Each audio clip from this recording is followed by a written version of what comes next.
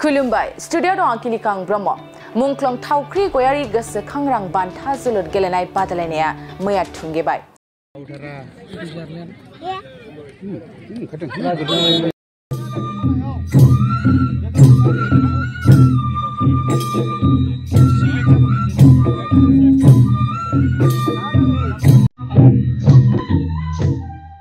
बाक्सा जिल्ला सिमला पुलिस थानानि सिङाव थानाय दावधारानि फुंखा क्लाबा थांनाय 15 आगस्ट खालारनिफ्राय मुंख्लं थावख्रि गयारि गोसोखां स्टेडियामाव बानजायबाय थानाय रां बान्था जोलुर गेलेनाय बादायलायनाया मैया थुंगेबाय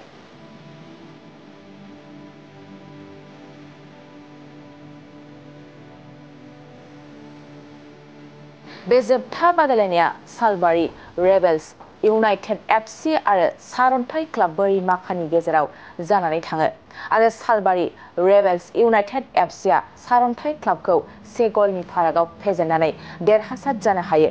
मख'नो गोनांदि बे जोबथा गेलेनाय बादायलायनायखौ बेखेवनानै होयो सालबारि जिल्ला स्पर्ट्स एसोसिएशननि आफादगिरि बानेश्वर ब्रह्मआ आरो गाहाय आलासि महरै बारग' एमएलए थानेश्वर बसुमतारी बर' थुनलाइ आफादनि बारग' नेहाथारि गोविन्द नार्जारी सालबारि सिनियर कलेजनि आयदा फोरोंगिरि बिजित बसुमतारी बिथांमोना बे जोबथा बादायलायनायाव नुजाथियो गिबियावनो नोंथांमोननिसिम गासैनिबो खुलुमनाय आरो सिबिनाय हरदों दावधाराया मोनसे जारिमिनारि जायगा आरो बे जायगानि रायजो राजाफ्रा फुंखा क्लाब हिसाबै गायसननानै जोलुर एबा फुटबल गेलेनायल' नङा गुबुन गुबुन गेलेनायावबो बिथांमोनहा उन जोलैखौ बोखांना लाबोनानै दिनै जोंनि गेजेराव सोलिबाय थानाय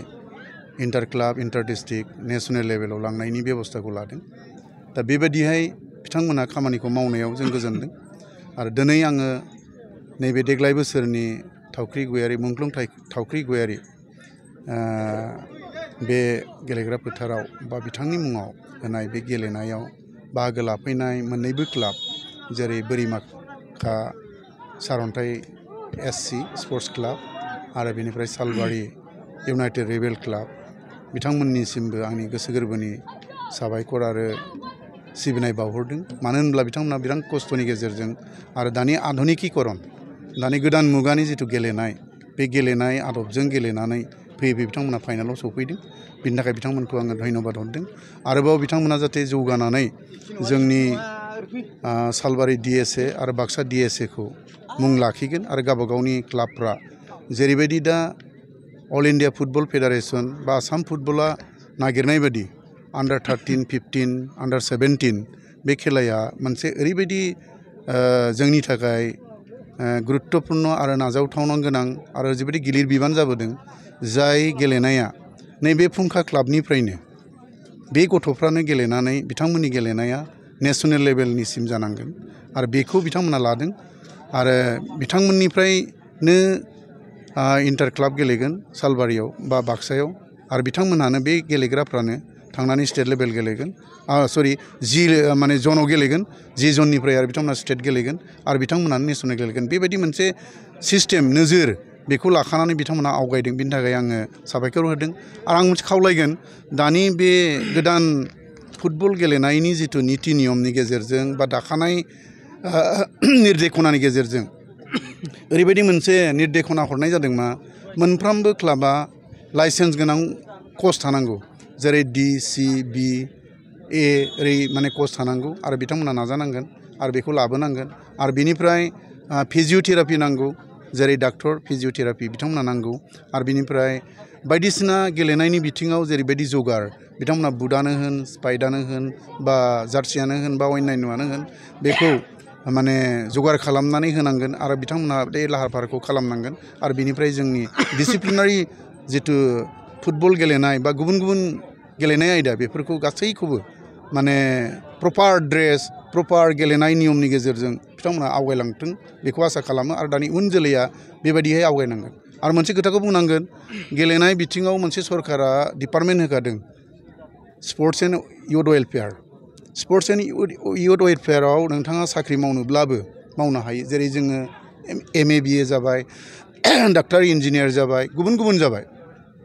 बे मोनसे डिपार्टमेन्टआव थांनानै बिथाङा खामानि मावनो हाबाय एग्रिकालचार डिपार्टमेन्टआनो होन बा गुबुन गुबुन डाक्टर इन्जिनियारानो होन खिन्थु फुटबलावबो दिनै गेलेनाय बिथिङावबो अकल फुटबलल' नङा जायफ्रानोखि गेलेयो बिथांमोना दा LNIP बेवहाय थांनो हायो फरायनो हायो आफ्टार ग्रेजुवेट बिथांमोना BPEd थोंजों फरायनो हायो जेरै डिब्रुगड़ इउनिभार्सिटि भारतनि गुबुन गुबुन जायगायाव फरायनो हायो बेखौ फरायखांनायनि उनाव BPEd जाखांनायनि उनाव NLIP आव थांना हायार सेकेन्डारि उनावनो आफ्टार पासिं अफ हायार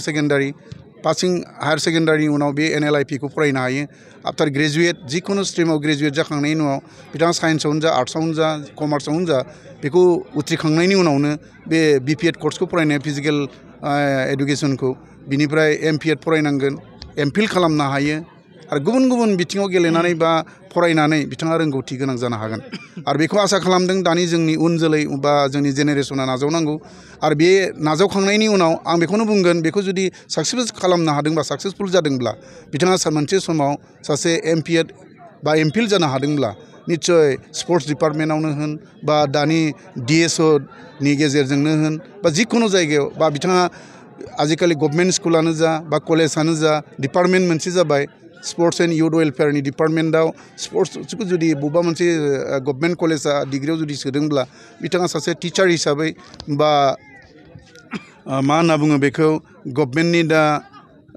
बियो मामोन जोंहा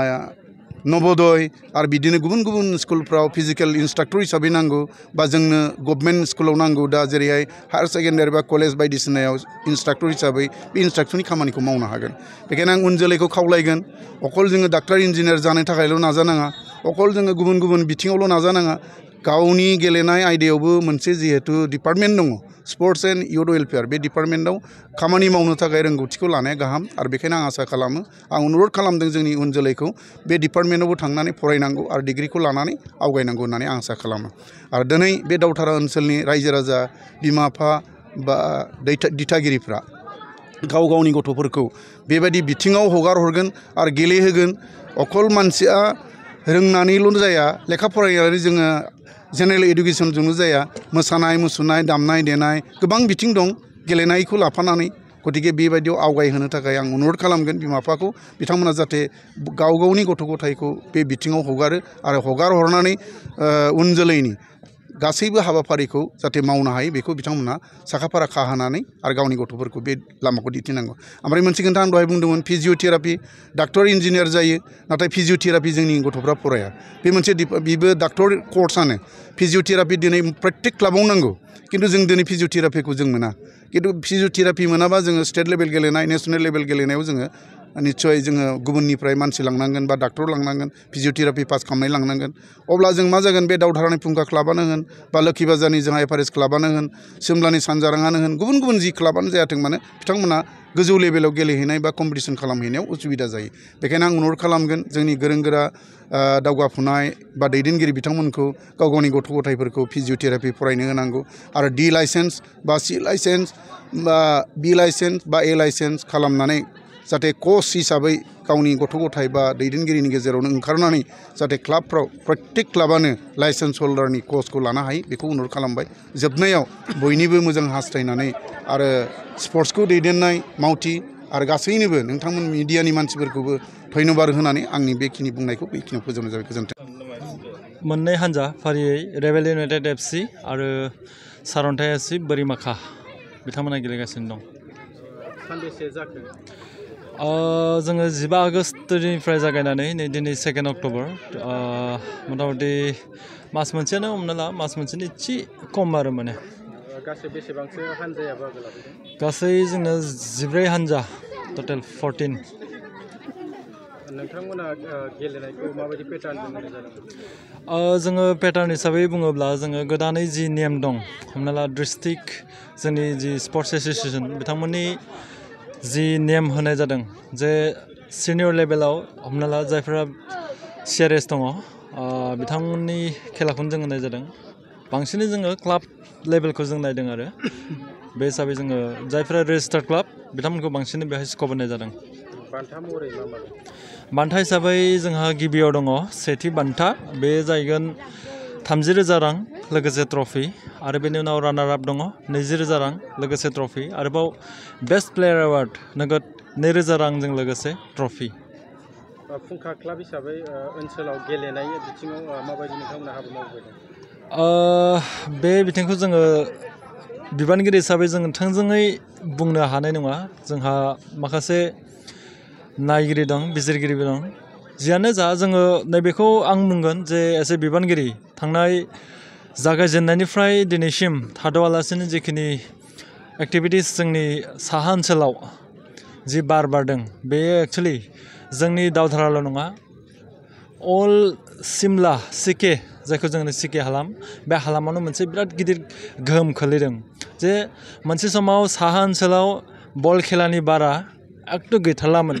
बेखौ जों बुंनांगोन आरो बे बारखौ गोदानै लाबोफिनदों जोंनि नैबे फुंखा क्लाब जेब्लानोखि 2012 मायथाइयाव गायसननानै जोङो खेलाखौ जागायदों बोसोरनै 12, 13, 14 बेखिनि समाव ओरैबायदि मोनसे ढौ फैदों जे जोंनि सारा सिके ओनसोलावनो सिमला जलागाव आरो बिभिन्न बिदि माखासे जायगा दं जायफ्रानोखि फिल्ड दङमोन क्लाब दङमोन बिथांमोना थांखांनायनि मोनसे लामा मोनफिनदोंमोन जोङो नैबेवहाय नोंथांमोना दाबो जारिमिनखौ नायब्ला नुगोन जे 2012 मायथाइयाव जों फसंखांनायनि उनाव नै दिनैसिम जिखिनि खेला होदों बेयो आं सान्दों जोंनि जि हालामनि गेलेगिरि लोगोसे क्लाबफोर बेनि थाखाय मोनसे थुलुंगाथाव मोनसे गिदिर बिहोमा होदों होननानै आङो फोथायो बाजाज बाइक सालायनो मोजां मोनग्रा रायजो राजाफोरनि थाखाय मोनसे गोजोनथाव खौरां सेरफांगुरि बाजाज श'रुमा फुजा 2024 धामाका अफार होगासिनो दं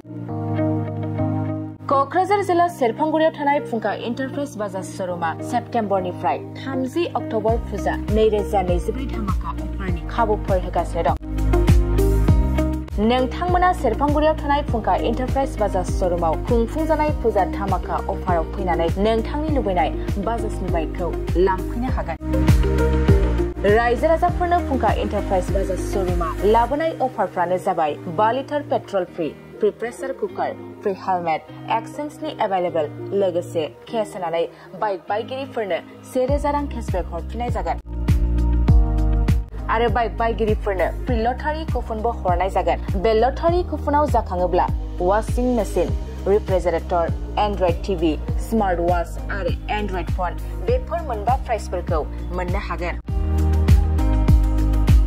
नोंथाङा आबुङै मिथिबावनो थाखाय 6038171919 9101598021 आरो 9101547892 जानबुं नम्बराव खौरां लाहरनो हागोन